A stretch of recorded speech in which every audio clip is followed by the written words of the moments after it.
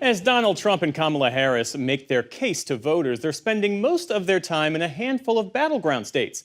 But hundreds of miles from any swing state campaign stop, the Pacific Northwest is where you'll find the only truly swing county left in the U.S.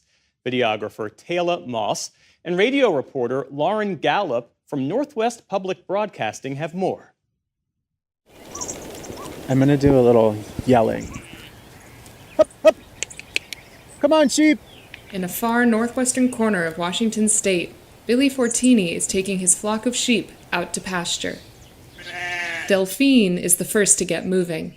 One of them will act like the bellwether and be the leader, and the rest will kind of follow along. In sheep herding, a bellwether is the lead sheep. Shepherds put a bell around its neck to keep track of the flock. But in politics, it's a place to watch that usually reflects a bigger trend. And in presidential politics, bellwethers are nearly extinct. Of the more than 3,000 counties across the country, only one, Clallam County, Washington, has a 40-year-long perfect record. The residents have voted for the national winner in every presidential election since 1980. In the city of Port Angeles, people say there's a reason this county of 77,000 has bucked the national trend toward political polarization. People out here are really independent. I describe Port Angeles as the end of the road. I think there's a certain friendliness here as well. My neighbor is a person, not not an enemy. Every Thursday morning at the local senior and community center, residents of Port Angeles gather around a big table to talk politics. White Christian nationalists. Immigration. Fiscal responsibility. The border. Trump. The discussions can be lively. People aren't afraid to express disagreement on hot-button topics like immigration. Why do we have drugs? They're coming across the southern border.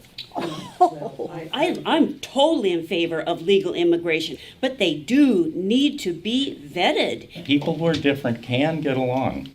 Though the political divides can be sharp, the participants are glad to have a place to sit down to politely debate and hear viewpoints that differ from their own.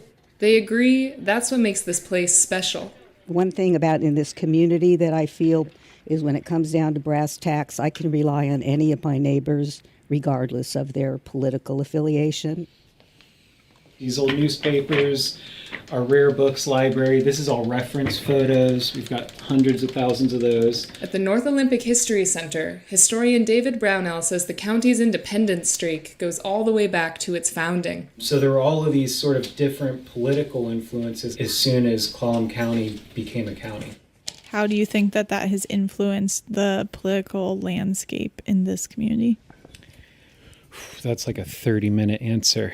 Vast forest land and 200 miles of coastline attracted early settlers and helped fuel the timber, fishing, and service industries. Instead of sort of conservative and liberal, you could think of it as more as pro and anti-regulation. Between those factors, I think that's kind of how we ended up as being like the fulcrum in the political seesaw.